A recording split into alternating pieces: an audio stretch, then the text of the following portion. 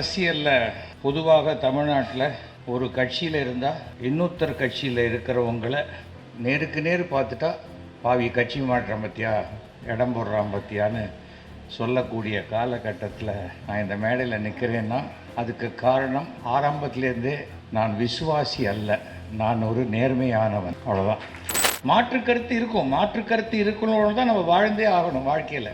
நான் மாற்று கருத்து இருக்கணுங்களோட வாழ மாட்டேன்னு சொன்னால் வீட்டை விட்டு வெளியில் இறங்கவே முடியாது உங்களால். அது அடிப்படையாக நம்ம புரிஞ்சுக்கணும். மாற்று கருத்து இருப்பவர்களோட ஒருமித்த கருத்து எதெல்லாம் இருக்கோ அதில் ஒத்து போயிட்டே இருந்துட்டால் பிரச்சனை கிடையாது. நான் இன்னி வரைக்கும் கலைஞர்கிட்ட சீட்டு கிடையாது, கேட்டது கிடையாது. ஆனால் அவர் மனதில் சிம்மாசனம் போட்டு என்னை உட்காந்து வச்சுருக்காரு கலைஞர். அதுதான் பெரிய விஷயம்.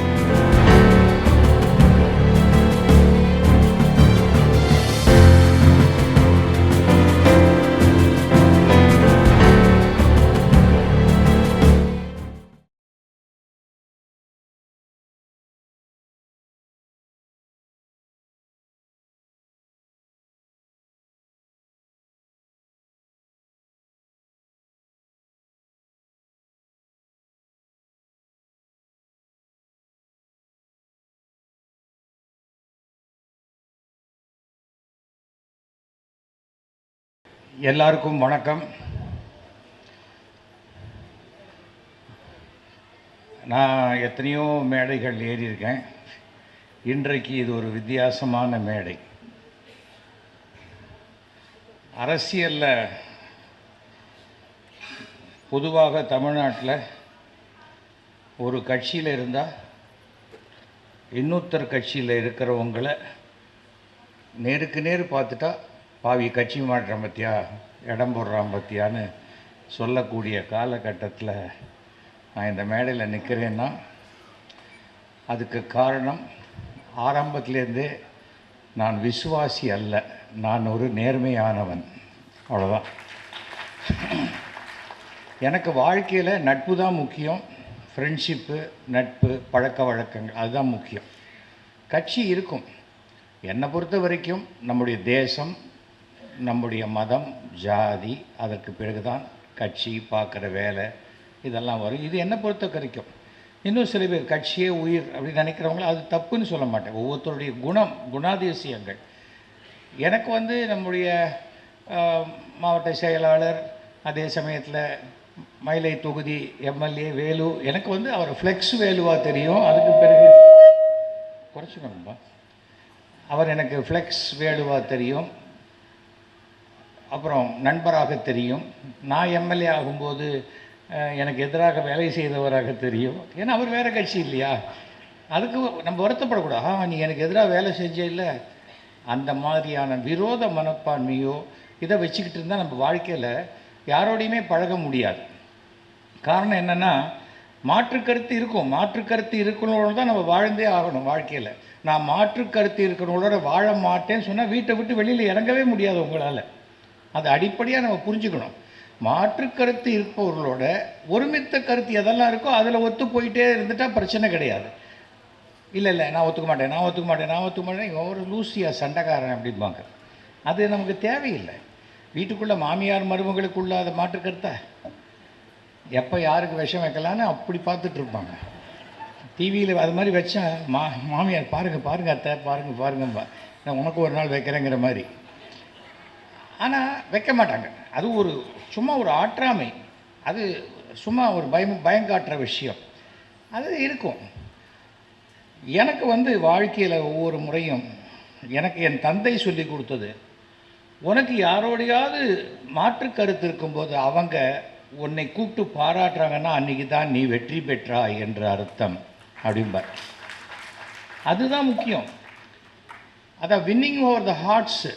நம்ம இடத்த அதை ஜெயிக்கிறோம் இதை ஜெயிக்கிறோங்கல்ல, மனங்களை வென்றவர். நான் இன்னி வரைக்கும் கலைஞர்கிட்ட சீட்டு கிடையாது, கேட்டது கிடையாது. ஆனால் அவர் மனதில் சிம்மாசனம் போட்டு என்னை உட்காந்து வச்சுருக்காரு கலைஞர். அதுதான் பெரிய விஷயம். கலைஞர் வீட்டுக்கு நான் போயிட்டு பேசிட்டு வருவேன். கீழே கத்துவான், டே என்ன நான் பாட்டு கட்சிக்காரன் பார்க்க முடியாத உட்காந்துக்கிறேன், நீ போகிற பொசுக்குன்னு பார்க்குற, உட்கார்ற, 2 மணி நேரம் கழிச்சு வர அப்படிம்பா. எப்போ நான் அவர் வீட்டுக்கு போனாலும் ஒன்று முதல்ல கூப்பிட்டுருவார், இல்லைன்னா கடைசியில் கூப்பிடுவார், நடுவில் கூப்பிட மாட்டார். ஏனென்றால் அதுக்கு உண்டான அந்த டைம் அது கொடுப்பார். ஆனால் மாற்றுக்கருத்து நிறைய இருந்தது. நீங்கள் பார்த்துருப்பீங்க, கலைஞர் யாரையாவது ஒரு வார்த்தை அவர் நேரடியாக அவர் எழுதிட்டார்னா அவன் அரசியலில் உயர்ந்து விட்டான் என்று அர்த்தம். இல்லைன்னா அவர் பதிலே சொல்ல மாட்டார். யார் வேணால் பேசிக்கங்கன்னு விடுவாரே தவிர பேச மாட்டார். இப்போ மேடையில் திண்டுக்கல் லியோனியும் நானும் ரொம்ப நாளாக போராட்டக்காரர்கள். என் கேசட்டுக்கு தான் அவர் கேசட்டுக்கு தாங்கிறது தான் எங்களுக்கு சண்டையே. எப்போவுமே சண்டை கிடையாது, எங்கள் பேரை வச்சு நாங்கள் திண்டிவனத்தில் எவன் தூக்க காலத்தில் இருந்தால் கூட ராத்திரி 1 மணிக்கு சிரிச்சுக்கிட்டே ஒன்று கடிச்சிட்டு இருப்பாங்க ஓரமாக போய். ஏன்னா அவர் போட்டிருப்பார், பழைய கணவனா புது கணவனா, பழைய வீடா புது வீடா அப்படிங்கிற மாதிரி அவர் தலைப்பு பட்டிமன்றம். நம்மளது ட்ராமா எல்லாம் ஆக மொத்தம் எல்லாமே 1 ஹவர். ஸோ அதுலேருந்து எனக்கு என்ன பெருமை என்றால், திண்டுக்கல் லியோனியை முதல்ல அமெரிக்காவுக்கு அழைத்து சென்றவன் நான். அது நான் தான் என்ன சும்மா கூப்பிட்டு போனேன், டிக்கெட்லாம் வேறு ஒருத்தர் தான் போட்டாங்க. அது அமெரிக்காவில் இருக்கக்கூடிய அங்கே தமிழ் மாநாடு, அந்த தமிழ் மாநாட்டில் ஒரு மீட்டிங் தான் பேசினார். அதுக்கு பிறகு அத்தனை மீட்டிங் ஃபிக்ஸ் ஆகிடுச்சு அவருக்கு. ஏனென்றால் அந்த இன்டர்நெட்டு ஸோ நீ ஃபிக்ஸ் பண்ணியா, நீ ஃபிக்ஸ் பண்ணி கடைசியில் ஒரு சுற்றி கித்தி பார்க்கணுங்கிற கேப்பெல்லாம் பேசும்போதே அப்படியே பார்க்க முடியாயிடுச்சு. ஏன்னா அந்த மாதிரி ஒரு டூர் பண்ணார். அது என்னன்னா, முதல்ல ஒரு அறிமுகம், அதற்கு பிறகு தன் திறமையினால் வளர்ந்தவர் அவர். அதுக்காக இல்லை அவர் பேசுறது எனக்கு பிடிக்காது, அந்த கருத்தை ஏற்றுக்கலன்னே விட்டுரு, ஃப்ரெண்டாக இருந்துட்டு போ, அவ்வளோதான். நான் இன்றைக்கும் நான் ஃபுல் வெஜிடேரியனோட என்னால் முனியாண்டி விலாஸில் உட்காந்து வெஜிடேரியன் சாப்பிட முடியும். எனக்கு எந்த விதமான எதுவும் கிடையாது. நான் என் தட்டில் இருக்கிறத சாப்பிட போகிறேன், அவங்க தட்டில் இருக்கிறத சாப்பிட போகிறேன். அதில் என்ன இருக்குது? இந்த மனோபாவம் இருந்தால் தான் தமிழ்நாட்டில் இப்போ கொஞ்சம் கொஞ்சமாக அரசியல்லையும் அது மாறிக்கிட்டு வருது. ரகசியமாக சந்திக்கிறதெல்லாம் தாண்டி ஒரு ஃப்ரெண்ட்ஷிப்பாக இருக்கிறதுல தப்பு இல்லை. ஏன்னா எனக்கு என் கொள்கை, உனக்கு உன் கொள்கை அப்படின்னு. எனக்கு கலைஞரை 1980 தெரியும். இங்கே நிறைய பேர் அதுக்கு முன்னாடி அப்புறம் தான் பார்த்துருப்பீங்கன்னு நினைக்கிறேன். 1980 முதல் சினிமா நடிக்கிறதுலேருந்து ராமநாராயணனுக்கு நான் ரொம்ப நெருங்கிய நண்பர். ஸோ ராமநாராயணன் எப்பவும் கலைஞரை கூப்பிட்டு தான் ஃபஸ்ட்டு ப்ரொஜெக்ஷன், ஃபஸ்ட் காப்பின்னு போடுவாங்க. அப்போல்லாம் சில சமயம் டபுள் பாசிட்டிவ் போட்டு காட்டுவாங்க. இவர் கரெக்ஷன் சொல்லுவார், என்ன இப்படி இருக்கக்கூடாது, அப்படி இருக்கலாம் அப்படிம்பார். உடனே அதை கரெக்ட் பண்ணுவார். அப்போது அதோடு இருந்து பார்க்கக்கூடிய பாக்கியம் எனக்கு கிடைச்சிருக்கு. எந்த ஒரு விஷயமா இருந்தாலும் பார்த்த உடனே ஒரு கரெக்ஷன் சொல்லக்கூடிய அளவுக்கு ஒரு நாலேஜ்னா மிக அசாத்தியமான ஒன்று. அரசியலில் மத்திய அரசு, மாநில அரசு, பஞ்சாயத்து அத்தனையிலையும் வெற்றி கொடி நாட்டிய ஒரு மிக பெரும் ராஜதந்திரி என்றால் அது கலைஞர். அதில் மாற்று கருத்தே கிடையாது. சில பேருக்கு பிடிக்கலாம், சில பேருக்கு பிடிக்காமல் இருக்கலாம். அன்றைக்கி என்னுடைய அஸ்ட்ராலஜர் சொல்கிறார், கலைஞர் இறந்து போன போது, என்ன சார் இப்படி ஆயிடுச்சு அப்படின்னு. பரவாயில்ல, எப்படி இன்னும் 100 வருஷத்துக்கு மேலே அவரை பற்றி தான் பேசுவாங்க அப்படிங்கிறாங்க. அப்போது அவருக்கு அந்த ராசி, அந்த இதற்கு ஒரு தடவை ரஜினிகாந்த் சொன்னார், கலைஞருக்கு கடவுளை பிடிக்குதோ இல்லையோ, கடவுளுக்கு கலைஞரை ரொம்ப பிடிச்சிருக்கு அப்படின்னு சொன்னார். அதுதான் பெரிய விஷயம், பூர்வ ஜென்ம புண்ணியம்னு சொல்லுவாங்க. எனக்கு அந்த ஒரு கலைஞனாக நான் மிக பெருமை. சினிமா இண்டஸ்ட்ரியில் இன்றைக்கி எவ்வளோ பேர் இருக்கலாம், ஆனால் அவர்களை எல்லாம் விட எனக்கு அதிகமான ஒரு அவர் என் கையை பிடிச்சிட்டு பேசும்போது என் தந்தை என் கையை பிடிச்சி பேசுகிற ஃபீல் இருக்கும். அதில் அந்த உதாரணத்தை சொல்லாதீங்கன்னு ஒருத்தர் சொன்னார். எனக்கு நான் ஃபீல் பண்ணுறதை சொல்ல தான் சொல்லுவேன். இதில் என்ன தப்பு இருக்குது அப்படின்னு. எல்லாவற்றுக்குள்ளேயும் ஒரு ஜாதி, ஒரு இது எல்லாத்தையும் கொண்டு போயிட்டே இருக்க வேண்டியதில்லை. நான் இந்த சுகபிரம்ம மகரிஷி அப்படின்னு ஒரு கடவுளை நான் கும்பிடுவேன். நீங்களே பார்த்துருப்பீங்க, என்னுடைய தொலைக்காட்சி தொடரெல்லாம் வரும். நான் முதல்ல கலைஞரை பார்க்கும்போது இதை கொடுத்தேன். என்னது இது அப்படின்னு கேட்டார். இவர் தான் வியாசருடைய மகன், பிரம்மாவுடைய பேரன். இவர் தான் வெங்கடாஜலபதிக்கு குபேரன்கிட்டேருந்து பணம் கடன் வாங்கி கொடுத்தவர். கிளி முகத்தோடு இருக்கார். கிளி முகத்தோடு இருக்கார். இதே மாதிரி முகத்தோடு ஒரு பொண்ணு வந்தால் கல்யாணம் பண்ணிப்பீங்களா நீங்கள் அப்படின்னு கேட்டார். இல்லை, ஒரு பொண்ணு வந்தது, பக்கத்து வீட்டுக்கு வரும்போதே மூக்கு எங்கள் வீட்டில் இடிச்சுது, அதனால் நான் வேறு பொண்ணு பார்த்துட்டேன் நான் அப்படின்னு. ஆனால் அவர் ஒரு விஷயத்தை சொன்னால், எதிராளி ஒன்று சொன்னால் அதை ரசிக்கக்கூடிய ஒரு விஷயம். சட்டசபையில் ஒரு தடவை நான் சொல்கிறேன், சட்டமன்றத்தில் அபிராமபுரத்தில் நிறையா பிளாட்ஃபாரம் கடைகள்லாம் இருக்குது, எடுக்கவே முடியல. நான் அபிராமபுரம் போலீஸ் ஸ்டேஷனில் கூட சொன்னேன், அப்படியும் எடுக்க முடியல. எனக்கு அப்புறம் தான் தெரிஞ்சது அவங்கெல்லாம் பழம்பெரும் காவலர்களாக இருக்காங்க அப்படின்னு சொன்னேன். அசம்பிளியில் ஒரு சிஎம் அப்படி டேபிள் அப்படி தட்ட வேண்டிய அவசியம் இல்லை. ஏனென்றால் நம்ம சொல்லக்கூடிய விஷயத்தை ரசிக்கக்கூடிய ஒருத்தராக இருக்கார். ஒருத்தர் அப்புறம் அன்றைக்கி அசம்பிளிலேருந்து வரும்போது நான் வணக்கம் சொல்லுவேன். ஆனால் நான் இருக்கக்கூடிய இடத்துல இந்த வணக்கம் சொல்கிற வழக்கம்லாம் வச்சுக்கக்கூடாதுங்கிற மாதிரி சொல்லுவாங்க. அதெல்லாம் நான் பண்ண முடியாது. அது வயதில் பெரியவர், முதலமைச்சருக்கு கொடுக்க வேண்டிய மரியாதை நான் கொடுத்துருவேன். கொள்கை வேறு அப்படின்னு அதெல்லாம் நிறையா டிஃப்ரென்ஸ் ஆஃப் ஒப்பீனியனாக வந்தது. நான் ஒரு இடத்துக்கு போகிறேங்கிறதுனால நான் என் கலரை மாற்றிட்டு போக முடியாது. அதை அவரும் கவனிக்கிறார். அதை அப்புறம் என்னுடைய 3000வது நாடக விழாவுக்கு வந்தார். 3000வது நாடக விழாவுக்கு அதை பேசுகிறார். 3500வது நாடக விழாவுக்கு கலைஞர் மூப்பனார் 1996 வந்தார். பேசுகிறாருன்னா இவர் ஒரு நாடகம் போட்டிருக்காரு சேகர். அது தத்துப்பிள்ளைன்னு பேர். ஆனால் அது ஒரு சமுதாய விஷயங்கள்லாம் வச்ச ஒரு தத்துவ பிள்ளையாக நான் பார்க்குறேன். இது எனக்கு ரொம்ப பிடிச்சிருக்கு. இந்த நாடகம் இல்லை, எல்லா நாடகத்துலேயும் அவர் பல செய்திகளை சேகரித்து சொல்கிறனால்தான் அவரை சேகர்னு கூப்பிட்றாங்கன்னு நினைக்கிறேன். அதாவது ஒரு விஷயங்களை பார்க்கும்போது நான் இப்போ அந்த சாவணி ரிலீஸ் பண்ணுறேன். இந்த புக்கு ரிலீஸ் பண்ணி ஒரு 15 நிமிஷம் கழித்து கலைஞர் பேசுகிறார். அதுக்கு முன்னாடி அவர் சொல்லும்போது சொல்கிறாரு, இந்த குழுவோட பேரை பார்த்தா கூட நாடக பிரியான்னு வச்சுருக்காங்க. இப்போல்லாம் நாடகத்தை ஃப்ரீயாக கொடுத்தா தான் வருவாங்கங்கிறதுக்காக இப்படி வச்சுருக்காங்க போல் இருக்குது. இல்லை ஃப்ரீயாக கொடுக்குற நிலைமை ஆயிடுச்சாங்கிற ஆதங்கத்தில் வச்சாரா தெரியல அப்படின்னு. அதாவது ஒரு வார்த்தையை எப்படி தமிழ் என்றால் அதுக்கு கலைஞர்னு இன்னொரு பெயர் தான், இல்லை மாற்று கருத்து கிடையாது. ஒரு தடவை நானே ஃப்ரெண்ட்ஸ் எல்லாம் போயிருந்தோம். அவரை பார்க்கும்போது நேற்றுக்கு ஏதோ நூல் வெளியிட்டீங்களாமே அப்படின்னு என்னை கேட்டார். நான் தான் டெய்லி நூல் வெளியிட்டுருக்கேன் அப்படின்னு. அதுதான் எனக்கு தெரிஞ்ச விஷயமாச்சே, நீங்கள் தான் ஊர் அறிஞ்சவராச்சே அப்படின்னார் அவர்.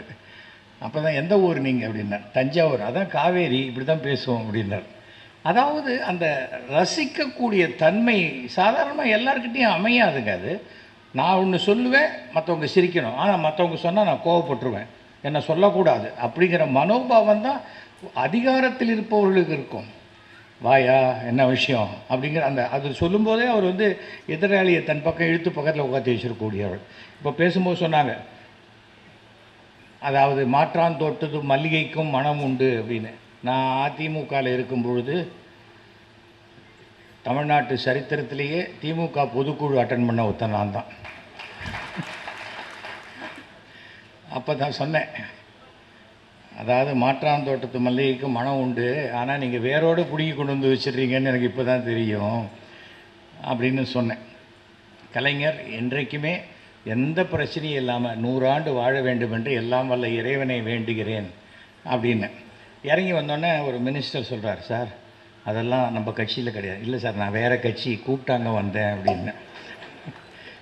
எதுக்காக சொல்கிறேன்னா, மனசார நான் விருப்பப்படுறது தானே நான் சொல்ல முடியும். சரி சார், நான் நாளையிலேருந்து மாற்றிக்கிறேன்னா அது ஒரு போலித்தனமாக இருக்கும்.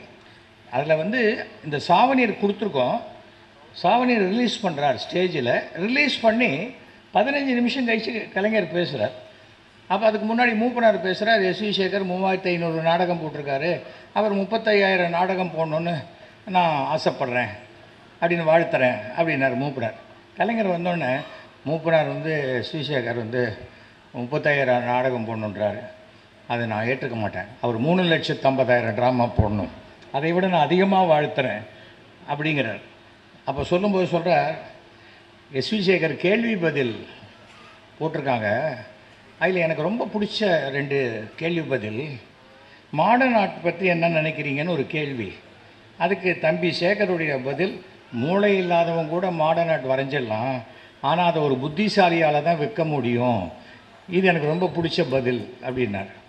அதுக்கு அடுத்தது சொல்கிறார், உலகிலேயே நீங்கள் நேசிக்கும் 3வது பெண் யார்? 1 அம்மா, 2 மனைவி. அதுக்கு தம்பி சேகரின் பதில், ஒரு அம்மா 2 மனைவி, இதை கூட்டினாலே 3 வருகிறது. இது இல்லை, அதுக்கப்புறம் கலைஞர் சொன்ன வார்த்தை தான், இது எனக்கு மிகவும் மகிழ்வை தந்த பதில் அப்படின்னார். இசை ஒரு பப்ளிக்கில் ஒரு விஷயத்தை நம்ம ஒரு எவ்வளோ அசால்ட் அப்படி போகிற போக்கில் சொல்லிட்டு போகிறாங்கிறது சாதாரணமான ஒரு விஷயமே இல்லை. அதுக்கு கூச்சப்பட்டுக்கிட்டு இது பண்ணி இப்படி பேசி அப்படி பேசலாமா இப்படி பேசலாம் அதெல்லாமே இல்லை. நான் இளங்கோவடிகள் எழுதின சிலப்பதிகாரத்தையே நான் திருத்தினவன். நான் இதை கர்வத்தோடு சொல்லலை. ஏன் திருத்தினேங்கிறது வலமுறை ஜானுக்கு தெரியும். சிலப்பதிகாரத்தில் சிலம்ப திருடினவன் பொற்கொல்லன் அப்படின்னு சொன்னால் என்ன ஆகும்? அதுக்கு பிறகு எல்லா பொற்கொல்லனுமே இந்த மாதிரி தான் திருடன்னு வரும். அது இருக்கக்கூடாதுங்கிறதுக்காக நான் என்ன பண்ணினேன், அதை எடுத்து கொண்டு வந்ததை பொற்கொல்லங்கிட்டேருந்து மாற்றி அவங்ககிட்டேருந்து வாங்கினதை அதை திருடி இந்த மாதிரி கொண்டு வந்து ஒரு அரண்மனை அதிகாரின்னு நான் மாற்றினேன். ஏனென்றால் எந்த ஒரு இனத்திலையும் ஒரு தனி நபர் செய்யக்கூடிய ஒரு விஷயத்தை அந்த இனத்தின் மேல் உண்டான பழியாக மாற்றக்கூடாது என்பதற்காக.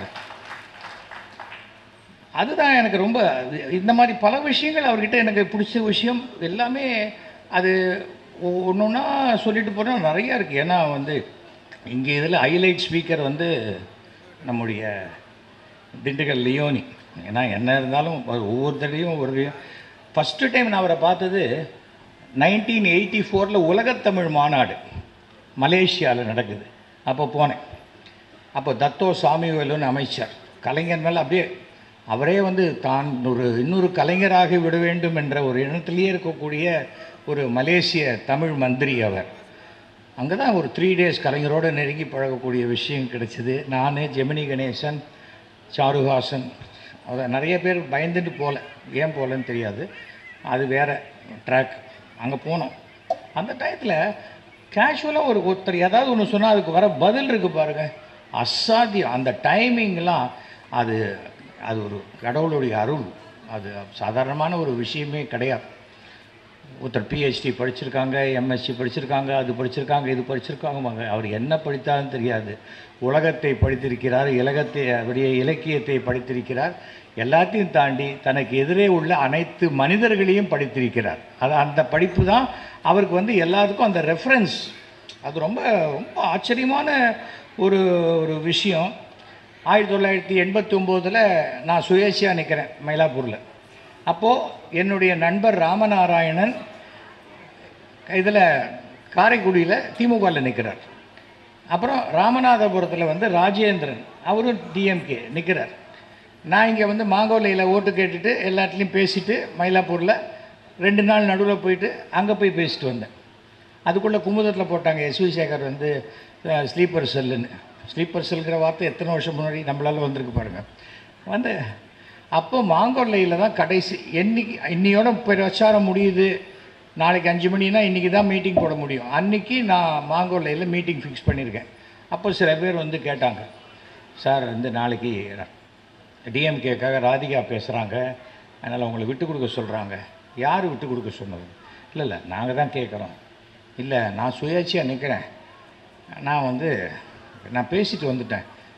நான் விட்டு கொடுக்க மாட்டேன். அதை கலைஞர்கிட்ட போய் சொல்கிறாங்க. சொன்னால் எப்படியா அவரை போய் விட்டு கொடுன்னு கேட்குறேன். இருந்தாலும் சுயேட்சையாக நிற்கிறேன்றாரு, எந்த இதுலேயும் நிற்காமல் ஒரு தைரியமாக நிற்கிறாரு. அவர்கிட்ட போய் நீ எதுக்காக கேட்குறீங்க, நீங்கள் கேட்டது தப்புன்னு சொன்னவர் அவர். அதுக்கப்புறம் என்னை பார்த்து ராமநாராயணன் ஜெயிச்ச போது அவர் அந்த அக்கேஷனில் பார்க்கும்போது, காரைக்குடியில் ரொம்ப சிறப்பாக பேசுனீங்க, ஆனால் நீங்கள் பேசின 3/4 மணி நேரத்தில் ஒரு இடத்துல கூட திமுக உதயசூரியன் சொல்லாதையே பேசிட்டு போயிட்டீங்க பார்த்தீங்களா அப்படின்னாரு. இல்லை சார், நான் ராமநாராயணன் அப்படிங்கிறது அங்கே தெரிஞ்ச பேர். அதை தாண்டி நான் கட்சி சின்னம் மாற்றி சொல்லிகிட்டு இருந்தேன். நான் நிஜமாகவே நான் பானை சின்னத்தில் நிற்கிறேன். அங்கே நான் இங்கே இப்படிலாம் பேசிகிட்டு இருக்கேன்னா என் மேலே ஒரு அவநம்பிக்கையை கொடுத்துருவேன். நான் ஒரு நட்புக்காக வந்தேன். அந்த திமுகவில் ராமநாதபுரம் ராஜேந்திரன் அந்த குடும்பமே கட்சிக்காக உழைத்து அதை இறந்து போனவர்கள். அந்த குடும்பத்தில் ஒரு பைசா சம்பாதிக்கலை. அந்த மாதிரி ஒரு நல்ல ஃபேமிலி, சரியான நபர்கள். ஒவ்வொரு முறையும் அதுக்கு பிறகு அந்த ராஜேந்திரன் இறந்து போன பிறகு அவருடைய மனைவி பவானி ராஜேந்திரனுக்கு சீட் கொடுத்தாங்க. ஸோ எதுக்காக இதை சொல்கிறேன்னா, கட்சியில் இருக்கிறவங்க என்னை கவனிக்கலையே வேண்டாம். சரியானபடி உழைத்து கொண்டே இருந்தால் நீங்கள் கவனிக்கப்படுவீர்கள். கவனிக்கப்படும் போது உங்களுக்கு உண்டான இடம் கண்டிப்பாக வந்து சேரும். அதை நம்ம புரிஞ்சுக்கணும். அது அந்த ஒரே ஒரு விஷயந்தான். அதற்கு பிறகு நான் சுகர் படம் கொடுத்தேன். சுகர் படம் கொடுக்கும்போது சொன்னேன், இந்த சுகர் படம் கொடுத்ததுக்கு நீங்கள் காலையில் வந்து அந்த டெஃப் அண்ட் டெம் ஸ்கூலில் வந்து ஒரு பிளாக் அண்ட் ஒயிட் டிவி கொடுத்தீங்க இல்லையா, அதுதான் சிறந்ததுன்னார். கண்டிப்பாக சார், கண்டிப்பாக அது சிறந்தது தான். ஆனால் இது நீங்கள் நல்லா இருக்கணுங்கிறதுக்காக கொடுக்குறேன். உடனே எனக்கு இந்த நம்பிக்கைலாம் கிடையாது, நான் வாங்கிக்க மாட்டேன் சொல்லவே இல்லை. வாங்கி வைத்து கொண்டார். ஏனென்றால் நேராக பார்க்கும்போது எந்த எதிராளி மனசும் புண்படக்கூடாது என்பதில் 100%. எனக்கு அதெல்லாம் தான் பிடிச்சிது கொஞ்சம் கொஞ்சமாக. ஏன்னா அவர் ஏன் எனக்கு வேணாம்ப்பா, எனக்கு நம்பிக்கை இல்லைன்னு சொல்லிட்டா நம்ம என்ன பண்ண முடியும்? யாராவது இருக்கட்டுமே, ஒரு புக்கு கொடுக்குறேன், எனக்கு எதுக்குப்பா புக்கெல்லாம், எனக்கு வேணாம்ப்பா அப்படின்னா என்ன பண்ணுவீங்க? அங்கேயே போட்டு வருவோமா? பண்ண முடியாதுல்ல. அதே போல் இது ஒன்று ஒரு பெரிய ஒரு விஷயம்.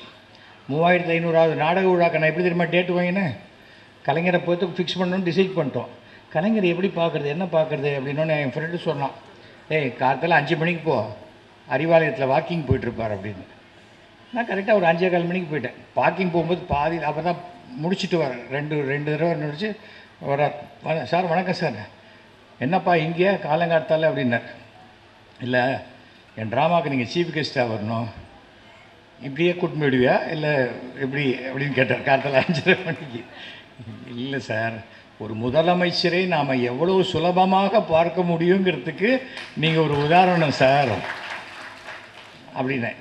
உடனே சண்முகநாதனை கூப்பிட்டு அவருக்கு ஒரு டேட்டு கொடுத்துருப்பா இதெல்லாம் 5 நிமிஷத்தில் நடக்குது. இப்போ ஒரு சின்ன ஒருத்தர்கிட்ட போய் ஒரு குட்டி நடிகன்கிட்ட ஒரு டேட்டு வாங்கணுன்னா கூட நீங்கள் மேனேஜரை பார்த்துருங்க. அவருக்கு மேனேஜர் இருக்கிறது அவருக்கே தெரியுமா தெரியாதான்னு நமக்கு தெரியாது.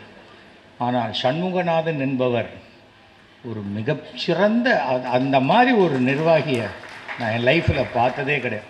நான் சமீபத்தில் அவர் ரிட்டையர்ட் ஆகி வீட்டில் இருக்கும்போது நான் அவரை பார்த்து அவருக்கு ஒரு நமஸ்காரம் பண்ணிட்டு வந்தேன். 80 வயசு நெருங்கக்கூடிய இடத்துல இருந்தது. நம்மை விட வயதில் பெரியவர்கள் யாராக இருந்தாலும் அவர்களுக்கு நம்ம மரியாதையை நமஸ்காரம் செய்வது எந்த தப்பு, அப்படி தான் நான் வளர்க்கப்பட்டிருக்கேன். அவர் யார் என்ன பொசிஷனில் இருப்பார், ஒரு பதவிக்காக காலில் விழுவதெல்லாம் நமக்கு கிடையாது. அது உங்களுக்கே தெரியும். அந்த மாதிரி இருக்கும்போது கொடுத்தார், டேட் கொடுத்துட்டு திருப்பி ஒரு 1 ஹவரில் திரும்பி சண்முகம் இல்லை சிஎம் வந்து இதுக்கு போகிறார், தலைவர் டெல்லிக்கு போக வேண்டிய வேலை இருக்குது, அதனால் இன்னொரு டேட்டு உங்களுக்கு ஓகேயா? சார் நீங்கள் என்ன டேட்டு கொடுத்தாலும் அவர் கொடுக்குற டேட் தான் ஃபங்க்ஷன் அப்படின்னு. உடனே ஒரு 2 ஆல்டர்னேட் டேட் கொடுத்து இந்த 2 டேட்டில் ஒரு டேட்டை வச்சுக்கோங்கிறார். ஏனென்றால் அடிப்படையாக நாடகத்திலேருந்து வந்ததுனால இன்னொரு நாடகக்காரனுடைய கஷ்டம் தெரியும். என்ன பார்க்கும்போது சொல்லுவார், நீ நாடகக்காரன் தானே நீங்கள் அப்படிம்பார். அது ஒரு பெருமையாக சொல்லுவார். இன்றைக்கி 100 ஆண்டு விழா ஆயிடுச்சு. சேலத்தில் வந்து இவர் என் மனைவியினுடைய தாத்தா, மிக பிரபலமான இசையமைப்பாளர் ஜி ராமநாதன், இவங்க எல்லாருமே ஒன்றாக ஒரே இடத்துல இருந்து பண்ணவங்க. இப்போ வந்து நான் இந்த விஷயத்தில் சொல்கிறேன். அதே போல் அந்த சுந்தரம், அந்த மாடர்ன் தியேட்டர்ஸ், அவர்கள் 3 பேருக்குமே அந்த இடத்துல ஒரு மார்பளவு சிலை வைத்தால் இந்த 100ஆண்டு விழாவை கொண்டாடுவது சிறப்பாக இருக்குங்கிறது என்னுடைய ஒரு சின்ன கருத்து. இது காரணம் என்னென்னா, மாடர்ன் தியேட்டர்ஸுங்கிற இடத்துலேருந்து தான் கலைஞர் இங்கே வந்தார். அதை வந்து நம்ம ஞாபகப்படுத்தக்கூடிய ஒரு விஷயமாக இது இருக்கும்.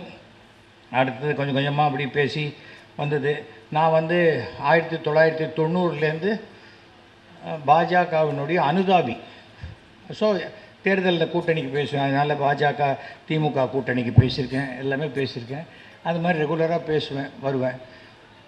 ஒரு மனிதாபிமானத்துக்கு ஒரு மிகப்பெரிய எடுத்துக்காட்டு கலைஞர். பாரி வெங்கட்னு எங்கள் ட்ராமா ட்ரூப்பில் ஒரு பையன் ஆக்ட் பண்ணிகிட்டு இருந்தான். ஒரு நாளைக்கு அவனுக்கு ஒரு சினிமா சான்ஸ் கிடச்சி ஷூட்டிங்க்கு திருநெல்வேலி போயிட்டான். திருநெல்வேலியிலேருந்து வரவே இல்லை. வீட்டில் தேடுறாங்க, எனக்கு ஃபோன் பண்ணுறாங்க, வரவே இல்லை, அவர் எங்கே போனான்னு தெரியலைங்கிறாங்க. எங்கேயுமே அவன் அங்கே கிளம்பிட்டானே, நாங்கள் பஸ்ஸை ஏற்றி விட்டோமேங்கிறாங்க. அப்புறம் நான் என்னுடைய அஸ்ட்ராலஜர் நெல்லை வசந்தன்னு அவரை கேட்குறேன். கேட்டால் அவர் இருக்காரா தெரியலையே, எங்கேயோ உள்ளே புதஞ்சி இருக்கிற மாதிரி தெரியுதுங்கிறார் அவர். உடனே மெட்ராஸ்லேருந்து இந்த ரூட்டில் பார்த்து ஏதாவது ஆக்சிடெண்ட் ஆச்சான்னு எல்லா போலீஸ் ஸ்டேஷன்லேயும் விசாரித்தா மங்களமேடுன்னு ஒரு ஊரில் ஒரு ஆக்சிடெண்ட்டில் அந்த பாரி வெங்கட் இறந்து போயிருக்கான். அவனுடைய பேர் வெங்கட்ராமன். பாரி வெங்கட்டுங்கிறது தான் எல்லாருக்கும் தெரிஞ்ச பேர். வெங்கட்ராமன் அவன் வீட்டில் இருக்கிற இடத்துக்கு போய் கேட்டிருக்காங்க, தெரியல. ஏன்னா வீடு மாற்றிருக்கான் கரெக்டாக ஒரு வாரம் முன்னாடி. அப்போது என்ன ஆச்சுன்னு தெரியாமல், யாரும் தெரியாமல், அடையாளம் தெரியாத பிணமாக அந்த மங்களமேட்லேயே அதை புதைச்சிட்டாங்க. நான் அன்றைக்கி என்னுடைய மாமா பையன் கல்யாணத்தில் தஞ்சாவூரில் இருக்கேன். காலத்தால் 8 மணியோ என்னமோ ஃபோன் பண்ணுறேன். எனக்கு பண்ணுறாங்க, இது மாதிரி அங்கே தான் அவன் பாடி இருக்குதுன்னு சொல்கிறாங்க. அதுக்கப்புறம் தான் அவன் சூட்கேஸை ஓப்பன் பண்ணி பார்த்தா அந்த பாரி வெங்கட் என்னோட எடுத்துட்ட ஃபோட்டோ அதில் இருக்குது. அதுதான் இருந்தது. கூட 2000 ரூபா வச்சுருந்தான். அது இல்லை. எதுக்காக சொல்கிறேன்னா, அந்த ஃபோட்டோவை வச்சு சொன்ன உடனே எனக்கு உடனே நேராக கலைஞர் வீட்டுக்கு தான் பண்ணேன். சண்முகநாதன் சார் தான் எடுத்தார். சார் இது மாதிரி அப்படின்னு. ஐயோ, பாடியை புதைச்சிட்டாங்களா? ஆமாம் சார். அவன் அவன் மெட்ராஸ் வீடு, அவன் குடும்பம்லாம் அங்கே இருக்குது. எங்கேயோ ஒரு இடத்துல எப்படி சார் ஒரு அனாதை பணமாக இருக்க முடியும்? நீங்கள் கொஞ்சம் சிஎம் கிட்ட சொல்லுங்கள். அவ்வளோதான். ஒரு 1 ஹவருக்குள்ளே சிஎம் கிட்டேருந்து இன்ஸ்ட்ரக்ஷன் போய் அந்த பாடியை வெளியில் எடுத்து அவங்க குடும்பத்துக்கிட்ட ஹேண்ட் ஓவர் பண்ணணும்னு சொன்னார். இது ஒரு பெரிய ஹிஸ்ட்ரி. ஏன்னா போலீஸில் இது மாதிரி ஆகி புதைக்கப்பட்டுட்டால் அதுக்கு திருப்பி எடுக்க மாட்டாங்க.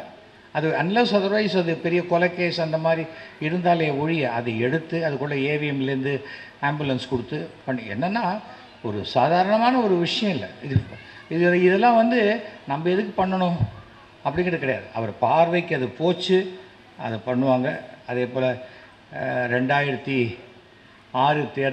தேர்தலில் நான் மயிலாப்பூரில் நிற்கிறேன். அப்போது என்னுடைய அருமை நண்பர் சினிமா நடிகர் நெப்போலியன் மயிலாப்பூரில் நிற்பேன்னு சொல்லும்போது கலைஞர் அவர்கிட்ட சொல்லியிருக்கார், அவன் மண்ணின் மைந்தனியா, நீ எதுக்கு அங்கே போய் நிற்கிற, விடு அப்படின்ட்டு இருக்கார். இல்லை தலைவரை நான் ஜெயிச்சிருவேன் இருக்கார். கடைசியில் ரிசல்ட்டு மாறி போச்சுன்னு வச்சுக்கோங்க. அப்போவே சொன்னார், அவன் 58வது வருஷத்துலேருந்து மயிலாப்பூரில் இருக்கிற ஒருத்தன் நீ எப்படி அங்கே போய் நின்ன? ஏன்னா நெப்போலியன் தமிழ்நாட்டிலேயே மிகப்பெரிய தொகுதியில் வில்லிவாக்கம் தொகுதியில் ஜெயித்தவர் நெப்போலியன். சாதாரணமான ஒரு வில்லிவாக்கம்லாம் இப்போ 2-3 தொகுதிக்கு ஈக்குவலான இடம் அது.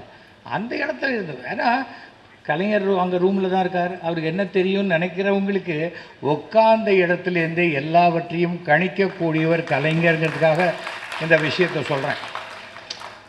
ஏன்னா எல்லாமே நான் சம்பந்தப்பட்ட விஷயம், நான் பேசின விஷயம், அதெல்லாம் தான் நான் சொல்ல முடியும். ஏன்னா ஒவ்வொரு தடவையும் நான் அவர்கிட்ட பேசும்போது பார்க்கும்போது அவ்வளோ பிரமிப்பு இருக்கும். அது திருப்பியும் நான் அதே போல் இது எதுக்காகனா, அந்த குடும்பம், கலைஞர் குடும்பத்தில் அத்தனை பேருமே என் சகோதரர்கள் மாதிரி. அது அழகிரி, ஸ்டாலின், தமிழரசு, கனிமொழி, செல்வி, எல்லாரையுமே எனக்கு 1980களிலேருந்து பழக்கம். ஆனால் நான் அதை வச்சு எந்த ஆதாயமும் தேடிக்கணும்னு நான் நினச்சதே கிடையாது. நான் எம்எல்ஏவாக இருந்த 5 வருஷத்தில் ஒரு மினிஸ்டர் ரூமுக்குள்ளே போய் ஒரு சீட்டு கொடுத்து இதை செஞ்சு கொடுங்கன்னு கேட்டதே கிடையாது. ஏனென்றால் எனக்கு அது அவசியம் இல்லைன்னு நினைக்கிறேன். அந்த மாதிரி நம்ம இருந்திருக்கோம். வேலு அவர்களும் நீங்கள் சொன்னார்னா அது என்ன எல்லாத்தையும் எவ்வளோ மறைச்சி வாழ முடியும்? வாழவே முடியாது. அதற்காக சொல்கிறேன். அந்த அசம்பிளியில் கூட நான் அவரை பார்த்தோன்னே வணக்கம் சொல்லுவேன். அவர் அதை திருப்பி ரெசிப்ரிகேட் பண்ணுவார் அந்த இடத்துலேருந்து. அவர் ரெசிப்ரிகேட் பண்ணாட்டா என்ன தெரிய போகுது? அவர் சிஎம் போகிறாரு, நமக்கு எப்படி தெரியும்? அதே போல் அவர் கிளம்பும்போது வணக்கம் சார் அப்படின்னாக்கா அப்படியே டக்குன்னு அப்படி கூப்பிட்டு என்ன எப்படி இருக்கீங்க அப்படிப்பார். அந்த மாதிரி அவர் எனக்கு தெரிந்த வரைக்கும் கலைஞர் தனக்கு எதிரிகளே இருக்கக்கூடாதுன்னு நினைப்பார். எதிரியாக இருந்தால் கூப்பிட்டு வச்சு ஃபஸ்ட்டு நண்பனாக்கிடுவார். அது இல்லை அப்படின்னா தான் அப்புறம் அது அவருடைய நேச்சர். அது சாதாரணமான ஒரு விஷயம். ஒவ்வொருத்தருக்கும் ப்ளஸ்ஸு மைனஸ் இல்லாதவங்க உலகத்தில் யாருங்க? என்ன கேளுங்க இன்னொரு இடத்துல, ஐயா அவனை மாதிரி திமிரு பிடிச்சவன் கிடையாது தான் சொல்லுவாங்க. என்னோடய பழகினவங்க சொல்லுங்க, சார் தங்கமான ஆள், அவரை முறைசாத வரைக்கும் அவன் ரொம்ப நல்லவன் அப்படிம்பாங்க. எல்லோரும் அப்படி தானே, அதில் என்ன இருக்குது? அந்த மாதிரியான விஷயம். அந்த 5600வது நாடக விழா, அந்த நாடக விழாவில் மாண்புமிகு தமிழக முதல்வர் கலைஞர், துணை முதல்வர், இன்றைய முதல்வர் ஸ்டாலின் 2 பேருமே கலந்துக்கிட்டது எனக்கு பெரிய பெருமை. அந்த அந்த விழாலையும் அவர் வந்து பிரமாதமான ஒரு விஷயத்த அவர் பேச சொல்கிறார். எஸ்வி சேகர்கிட்ட எனக்கு ஒரு வருத்தம் உண்டு. என்ன இருந்தாலும் எங்களுடைய முன்னாள் உறுப்பினர் அவரை தோக்கடிச்சது எனக்கு ரொம்ப வருத்தம். அது அவர் நெடுஞ்செழியனை நான் வெற்றி கொண்டதை அவ்வளோ நாசுக்காக அவர் சொல்கிறார். அது அது அந்த மாதிரி ஒரு ஒரு சில விஷயத்தை சொல்லும்போது என்ன சொல்கிறார் அப்படின்னு யோசிக்க தோணக்கூடிய அளவுக்கு தான் சொல்லுவார். படாருன்னு போய் இது எனக்கு தெரியுமா அப்படிங்கிற மாதிரிலாம் சொன்னதே கிடையாது. அந்த ட்ராமாவில் அப்படி சொன்னார்.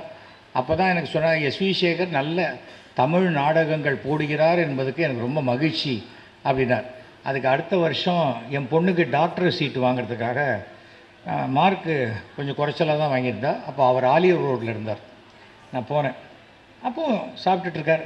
வாங்க சாப்பிட்றீங்களாண்ணே? இல்லை சார் நீங்கள் சாப்பிடுங்க, சாப்பிட்டோன்னே பேசுகிறேன்னு.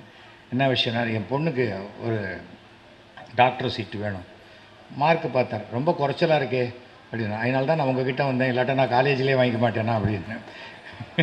இந்த வாய் தாங்க உங்களுக்கு அப்படின்னார்.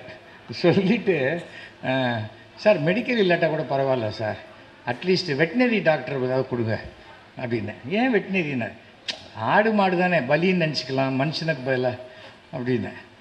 அப்புறம் இல்லை அவர் ஒன்றும் சொல்லலை. சார் நீங்கள் வேணால் தமிழறிஞர் கோட்டாவில் கொடுங்களேன் அப்படி. தமிழறிஞர் கோட்டாவா? யாருக்கு? உங்களுக்கா? அப்படிங்கிற அவருக்கே சிரிப்பு வருது. நான் சொன்னேன், இல்லை நீங்கள் தான் போன சாவணியில் எனக்கு எழுதி கொடுத்துருக்கீங்க, இவர் வந்து போடுவது சிறந்த தமிழ் நாடகம்னு இருக்கீங்க, அப்போ நீங்கள் தானே எழுதி கொடுத்துருக்கீங்கன்னு. சில சமயம் நான் தெரியாதனமாக அப்படி எழுதிடுவேன் அப்படின்றார். அப்போ கூட நான் சொன்னேன், உங்கள் மேலே நான் கோச்சிக்க மாட்டேன், நான் வந்து உங்கள் கட்சி உறுப்பினர் கிடையாது, கட்சி தொண்டன் கிடையாது, ஒரு முதலமைச்சரை நம்ம பார்க்குறோம், பார்க்க முடியுமா, அது பார்த்துட்டோம், நீங்கள் உண்டு இல்லைன்னு சொல்லிட்டீங்க, அதனால் நான் கோவப்படவே மாட்டேன். ஏனென்றால் அவன் குறைச்சலாம் மார்க் வாங்கியிருக்கான். ஆனால் அஸ்ட்ராலஜர் சொன்னார் இவர் டாக்டர் ஆகிடுவான்னு அப்படின்னு. அவர் எப்படி ஆவார் அப்படின்னார், தெரியல. கடைசியில் பார்த்தா என்னுடைய டாக்டர் வந்து டாக்டரேட் இன் டைப் 2 டயபிட்டிஸ் ஆகி டாக்டரேட் வாங்கி ஒரு டாக்டர் அனுராதா சேகரா இன்றைக்கி அமெரிக்காவில் செட்டில் ஆகியிருக்காங்க. எதற்காக சொல்கிறேன், ஒன்று நடக்கணும் என்றால் அது கண்டிப்பாக நடக்கும். அதுபோல் ஒவ்வொரு விஷயங்களும் அவர்கிட்ட அவர் கூர்ந்து கவனிப்பார். சாதாரணமாக பேசுகிற மாதிரி தான் இருக்கும், பேசிகிட்டே 4 பேர்கிட்ட பேசுவார், டக்குன்னு ஒருத்தர்கிட்ட பதில் சொல்லுவார். அந்த மாதிரியான ஒரு விஷயங்கள் கிடைக்கவே கிடைக்காது. அந்த சமயத்தில் தான் அந்த 5600வது நாடக விழாவில் நம்முடைய இன்றைய முதல்வர் அவரும் அதில் பேசுகிறார். அதில் சொல்கிறாரு, நாடகத்தில் மாத்திரம் இல்லை, நேரில் பார்க்குற நேரத்துக்குள்ள அவர் நம்மளெல்லாம் சிரிக்க சிரிக்க மகிழ்ச்சி அடையக்கூடிய பேசுவார். ஆனால் எந்த கட்சியும் சேராத ஒரு அடையாளத்தை இன்றைக்கி காட்டிக்கிட்டு இருந்தாலும் அவர் உள்ளத்தில் தலைவர் கலைஞர் அவர்கள்தான் தனக்கு தலைவர் என்ற நிலையிலேயே அவர் இருந்து கொண்டிருப்பது எனக்கு ரொம்ப சந்தோஷமாக இருக்குது அப்படின்னார். என்னை கட்சியை விட்டு எடுத்தாங்க. என்ன காரணத்துக்கு எடுத்தாங்கன்னா, நான் அன்றைக்கி நானும் அனிதா ராதாகிருஷ்ணனும் திமுகவில் போய் சேருவோன்னு. அனிதா ராதாகிருஷ்ணன் சேர்ந்தார், நான் சேரலை. ஏனென்றால் எனக்கு டக்குன்னு ஒரு கட்சி மாறி மாறி போகிறது எனக்கு விருப்பம் இல்லை. அதுக்கு பதிலாக எந்த கட்சி, எப்போ நான் மயிலாப்பூரில் நான் எம்எல்ஏ இல்லை, எனக்கு மயிலாப்பூரில் வேலை ஆகணும், வேலை ஆகணும், எம்எல்ஏ இருக்கார் வேலு, அதுக்கப்புறம் என்ன வேணும், அவ்வளோதான். எம்பி இருக்காங்க தமிழச்சி, அவ்வளோதான். அதுதான் எல்லா இடத்துலையும் நானே இருக்கணுங்கிற அவசியம் எனக்கு கிடையாது. அதை வந்து நன்றாக புரிந்து கொண்டதுனால அவர் பேசினார். அப்படிப்பட்ட ஒவ்வொரு விஷயத்தையும் பார்த்திங்கன்னா அவரை பற்றி நான் சொல்லிகிட்டே போகலாம். எவ்வளோ விஷயங்கள் அப்படி இருக்கக்கூடிய விஷயங்கள். ஆனால் அவர் என்னை பாராட்டினதில் வந்து ஹையஸ்ட்டு வந்து அந்த ஒரே ஒரு இதுதான், அந்த 5600வது நாடக விழா அன்றைக்கி வந்து சாயங்காலம் 6 மணிக்கு ஆரம்பிக்கணும். அப்போ கொஞ்சம் ஹெல்த் அவருக்கு கொஞ்சம் இதுவாகிடுச்சு. அவர் சொன்னார், அதை பார்ப்பா, என்னால் 3 மணி நேரம்லாம் உட்காரது ரொம்ப கஷ்டம் அப்படின்னாங்க.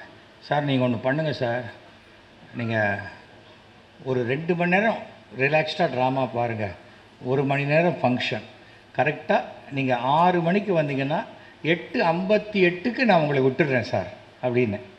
அன்றைக்கு மிகப்பெரிய ஒரு அரசியல் கடுமையான ஒரு சூழ்நிலை. முதன்முறையாக கலைஞர் 6 மணிக்கு வர வேண்டியவர் 6:58க்கு தான் ஹாலுக்குள்ளே வரார். வந்த உடனே, என்னப்பா நான் லேட்டாக வந்துட்டேன், லேட்டாக வந்துட்டேனேப்பா அப்படின்றார். பரவாயில்ல சார், சொன்னபடி நான் உங்களை விட்டுறேன். நாங்களே எங்கள் ட்ராமாவில் ஒரு பாலிசி வச்சுருக்கோம், நாங்கள் எவ்வளோ லேட்டாக ஆரம்பித்தாலும் கரெக்ட் டயத்துக்கு முடிச்சிடுவோம் அப்படின்னு. எப்படி அப்படின்னார். உட்காருங்க என்ன உட்கார சொல்லிட்டு அப்படி கை காமிச்சு ட்ராமா ஆரம்பிச்சது. அந்த 2 மணி நேர நாடகத்தை அப்படியே பேசிகிட்டே இருக்கும்போது 1 மணி நேர ட்ராமாவாக சுருக்கி ட்ராமாவை முடிச்சிட்டேன். கரெக்டாக 7:58க்கு முடிச்சிட்டேன். அவர் மேடைக்கு வந்துட்டார், வந்து பேசுகிறார். முதல்ல மிகப்பெரிய திருவள்ளுவர் சிலையை அமெரிக்காவில் நிறுவுவதற்கு என்னுடைய மேடையை தான், இந்த மேடையில் தான் அவர் ரிலீஸ் பண்ணி விட்டார் ஃபஸ்ட்டு டைம். அது அமெரிக்காவில் நியூயார்க்கில் அவ்வளோ பெரிய வள்ளுவர் சிலை, இங்கேருந்து அவ்வளோ ஹைட் இருக்கும் வள்ளுவர். அந்த கன்னியாகுமரியில் இருக்கிற அதே மாதிரியான வள்ளுவர். அது சாதாரணமான ஒரு விஷயம் இல்லை. எனக்கு சட்டமன்ற வாஞ்சிநாதன் ஒரு டைட்டில் கொடுத்தார் கலைஞர். இது நான் வாங்கின எத்தனையோ பட்டங்களை விட மிகப்பெரிய பட்டமாக நினைக்கிறேன். வாஞ்சிநாதன் அவர்களுக்கு ஒரு மணிமண்டபம் கட்டணும்னு சொல்லி பண்ணிவிட்டு, அது காமராஜர் காலத்தில் கடைசியில் அந்த அடிக்கல்ல மாத்திரம் துணி துவைக்கிற கல்லாம் மாற்றி போட்டாங்க. அது பாட்டுக்கு தென்காசியில் இருக்குது. ஒரு தடவை குமரி ஆனந்தன் பார்க்கும்போது சொன்னார்.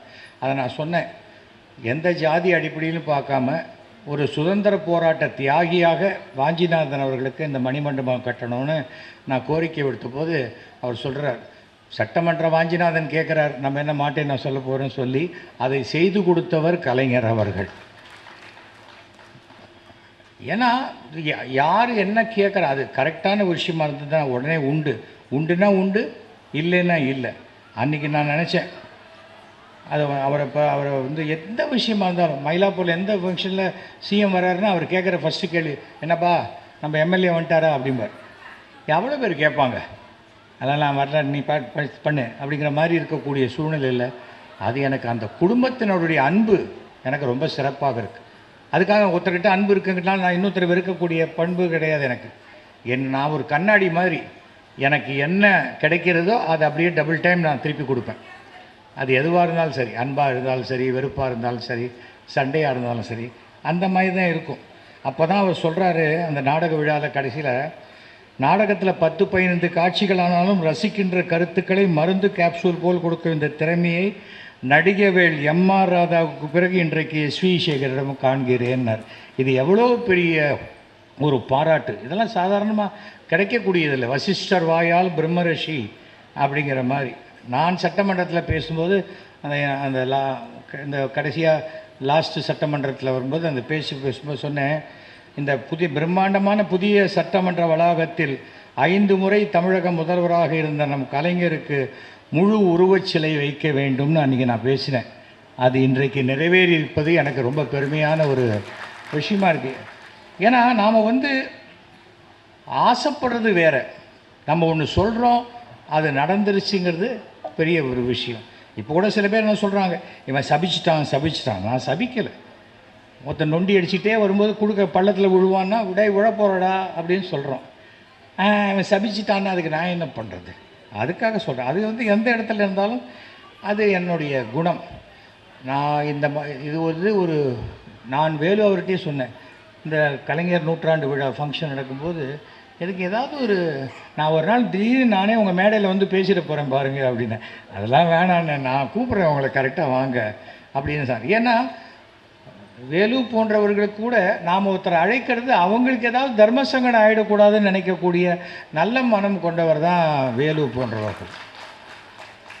எனக்கு ஸ்டாலின் அவர்கள் நல்ல நண்பர்னு சொல்லிக்கிறது எனக்கு பெருமை. நீ நண்பர் அவர் சொன்னார்னா ஏதோ புக்கை போட்டுக்க, அருமை நண்பர் திரு எஸ்வி சேகர் அவர்களுக்கு அன்புடன் மு.க. ஸ்டாலின் கையெழுத்து போட்டது இது இருக்குது. அதனால் இல்லை நான் இல்லாத சொல்லி நம்ம என்ன பண்ண போகிறோம்? நான் ஃபோட்டோவை பெருசாக மாட்டி டேக்ஸ் கட்ட மாட்டேன்னு சொல்ல போகிறேன்னா அதெல்லாம் ஒன்றும் கிடையாது. என்னை பொறுத்த வரைக்கும் ஒழுங்காக நாம் சட்டத்தை மதித்து நிறுத்தால் சட்டம் நமக்கு பாதுகாப்பு கொடுக்கும். அந்த நம்பிக்கை எனக்கு இருக்கிறது. அந்த கலைஞர்கிட்ட கற்றுக்க வேண்டியதுங்கிறது பார்த்தா, அவர் புக்கை படித்தாலும் சரி, அவருடைய பேச்சுக்களை பார்த்தாலும் சரி, கற்றுக்கிட்டே இருக்கலாம் லைஃப்பில். ஒருத்தன் எப்படி தைரியத்துடன், துணிச்சலுடன், தன்னம்பிக்கையுடன் எதிரிகளை எதிர்கொள்வது எப்படிங்கிறது கலைஞர்கிட்ட கற்றுக்க வேண்டிய ஒரு முக்கியமான ஒரு விஷயம்.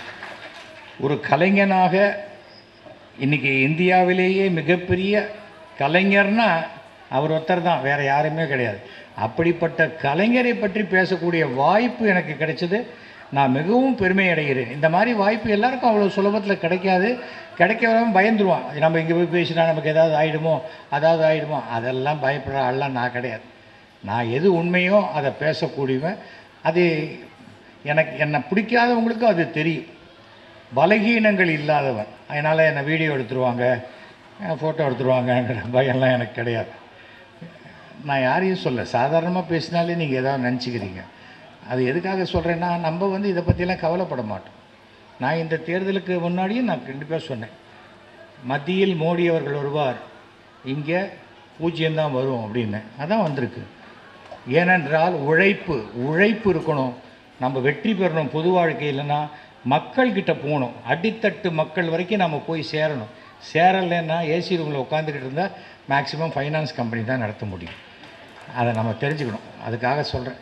நான் யாரையும் குறிப்பிட்டெல்லாம் பேசலை. அந்த மாதிரி இந்த மேடையில் இப்படி பேசுறது சரியாக இருக்காது. அனைவருக்கும் நீங்கள் வாழ்க்கையில் ஈடுபடக்கூடிய அனைத்து விஷயங்களில் தொடர் வெற்றிகளையும் பெறுவதற்கு என்னுடைய மனமார்ந்த வாழ்த்துக்களை நான் தெரிவித்துக் கொள்கிறேன். நன்றி, வணக்கம், ஜெய்ஹிந்த்.